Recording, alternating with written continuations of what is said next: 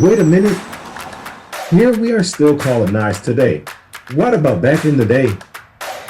What did our Aboriginal Indigenous ancestors do?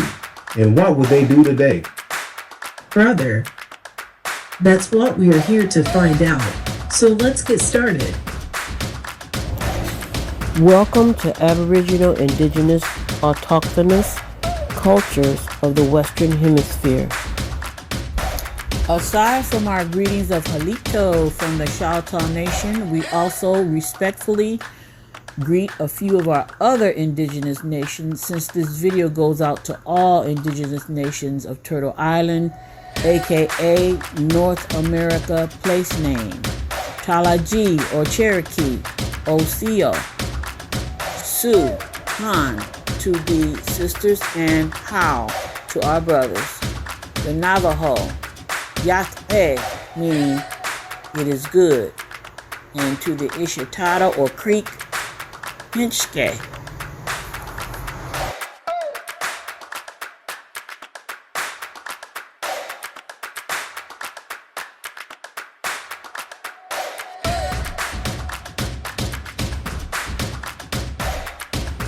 Now to our featured presentation. Yakoki.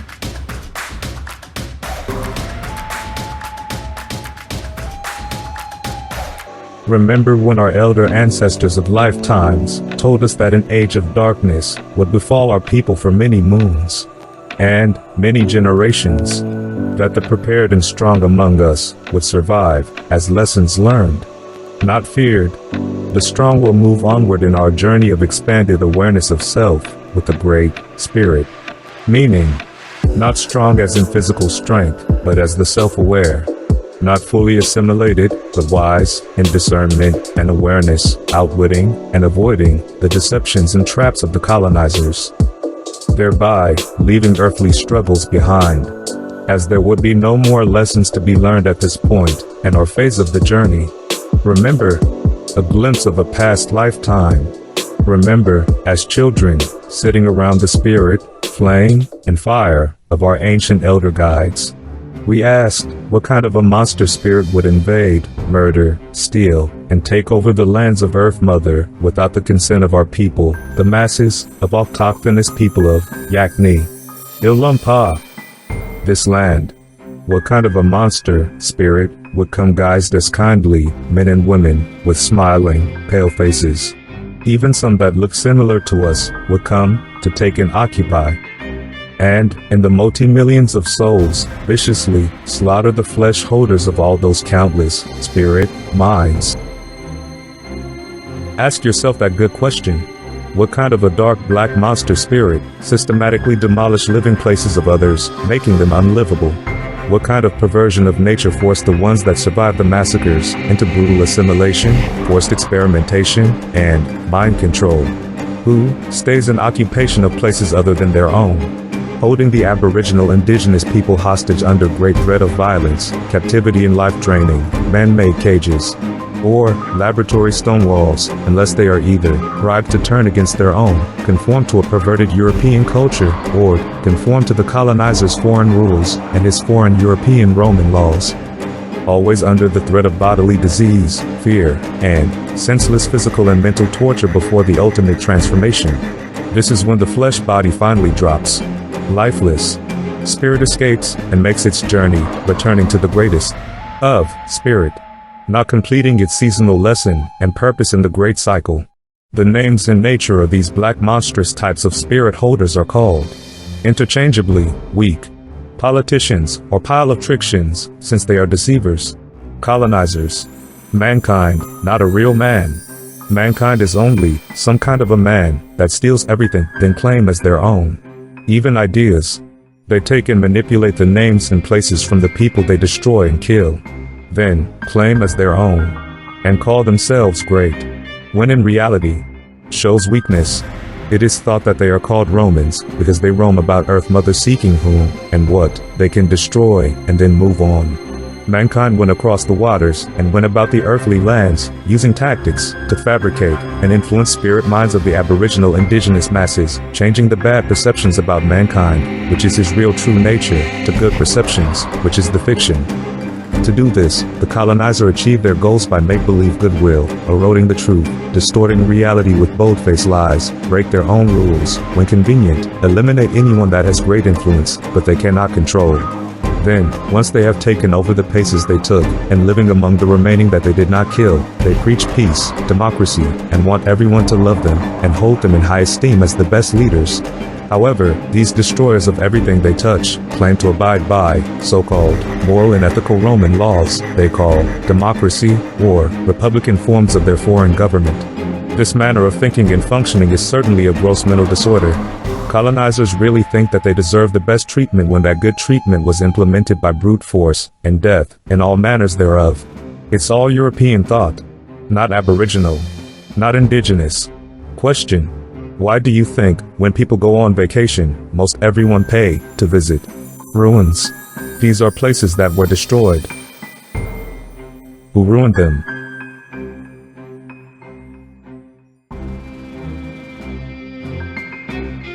Remember this. In an earlier video, Victor, Ile O'Shea and Nora, Ile, Sunlight, reminded that we should never undermine our Aboriginal Indigenous spirituality. That we will dream the colonizer away. Off of, Yakmi, Illampa, this land. Look at what is happening today. MAGA-BTC. MAGA, or MAGA, stands for Making Aboriginal-Indigenous Awareness Great Again. BTC stands for Before the Colonizer, or Before They Came. We are regaining our Aboriginal Indigenous spirituality and awareness where the colonizers' concerns are not ours. However, what we dream and chant is happening right now. The colonizers have to leave, and are leaving physically, by lost control, and by low birth rates. Look and listen to what the colonizer is saying, right now.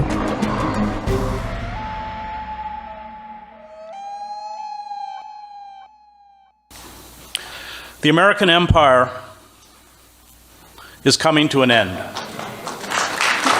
The U.S. economy is being drained by wars in the Middle East and vast military expansion across the globe. It is burdened by growing deficits, along with the devastating effects of deindustrialization and global trade agreements. Our democracy has been captured and destroyed by corporations that steadily demand more tax cuts, more deregulation, and impunity from prosecution for massive acts of financial fraud. And you have a recipe for an emerging dystopia. Overseeing this descent at the highest levels of the federal and state governments is a motley collection of imbeciles, con artists, thieves, opportunists, and warmongering generals.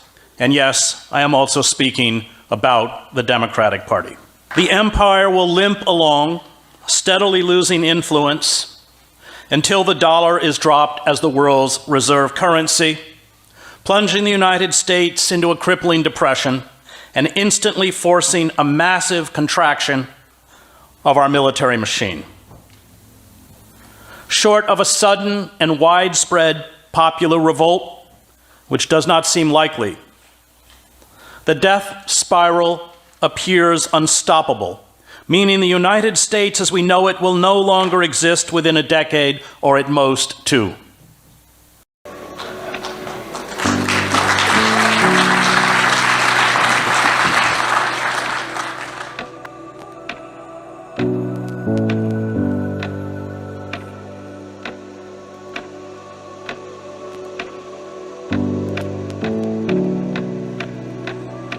Now, like then, we have been warned by our elder ancestors not to make anyone afraid, but as a reminder to be responsible. Never forget what and who you really are, as to not repeat this very awful experience ever again, because a most valuable lesson has been learned and appreciated. Be strong, and mainly, aware, as to withstand the turmoil of the dark intrusive colonization era, or, this present season, and its operators, are now exiting. Self-awareness lets anyone who is awake, see that the dark, iron, age, is on its way, out. It's at its end. Look. All of the colonizers' ill-gotten gains are dissolving. Their fortress of lies and deception is crumbling at breakneck speed. Their diabolical monetary system is depleted. They can't live in empty houses, even though multitudes of housing stand empty waiting for someone to enter, while millions are going homeless and hungry every minute, because the colonizers are too paralyzed with greed, even when it means their own destruction. They kill and destroy to accumulate more material when they really don't own anything. They remain delusional and illusional, paralyzed with arrogance. No hope for them because it is their nature, which cannot change. As a universal law, there is abundance of everything, everywhere. Never worry. Everyone who is knowledgeable will be all right and free. Dearest listeners and learners, continue to spiritually chant from within, and chant aloud, verbally, from without, using a communicating Aboriginal Indigenous rhythmic beat. Chants that are expressed with great vibratory and deep emotion galvanizes that force of propelled energy to the farthest outermost and innermost reaches. We do this in our own naturally protected space to collectively expedite the colonizers leaving Yakni Ilumpa, this land, and to usher in the next golden age upon this physical realm where we are passing through. Not only in soul, we are free, but in our physical hosts, we regain living, learning, and growing, organic, pollution-free lives, in physical paradise, as it was before they, the colonizers, came.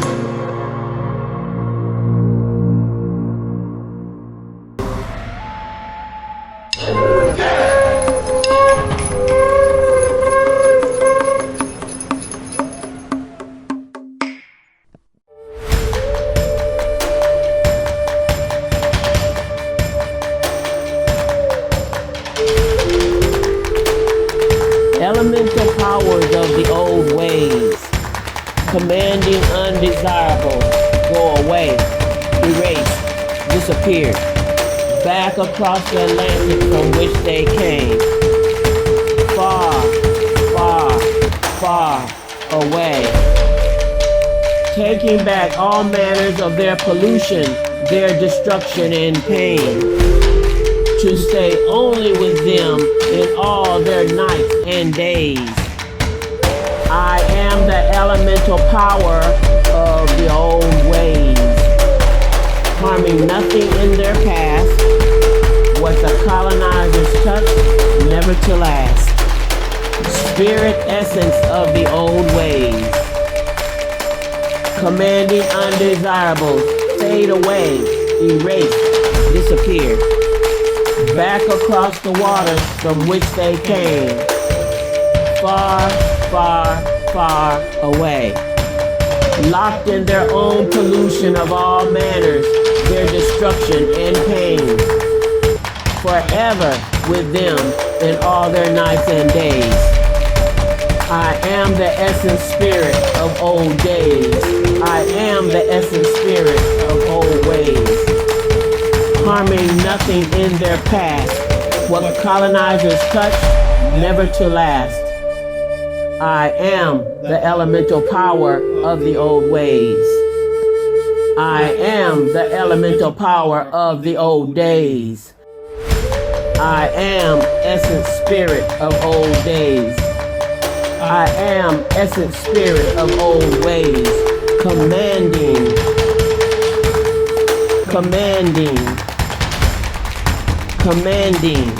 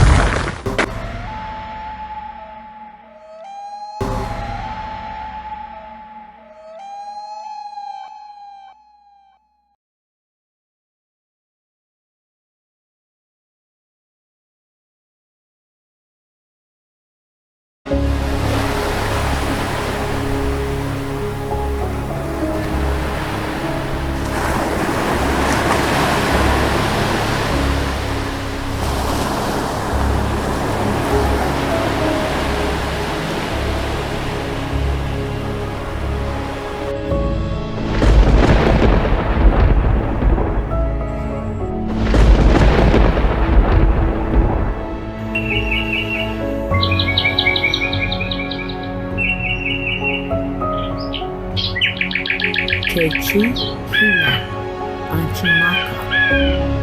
I love you, Mother Earth.